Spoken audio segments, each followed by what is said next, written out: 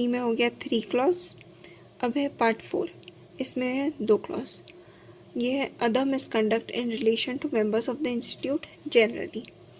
A member of the institute, whether in practice or not, shall be deemed to be guilty of other misconduct if he, first clause, if he is held guilty by any civil or criminal court for an offence which is punishable with imprisonment for a term not exceeding 6 months, is held guilty of any civil or criminal court for an offence which is punishable with imprisonment for a term not exceeding 6 months.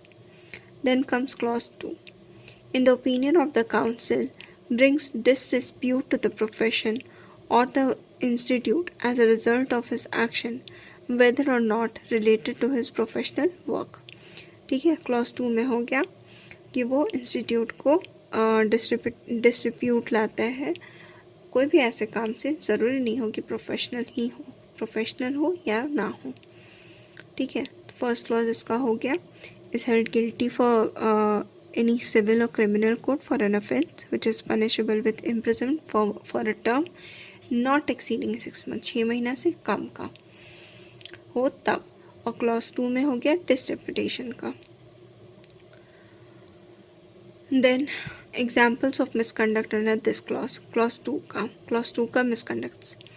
C in practice offering free service in return to sanction of loan.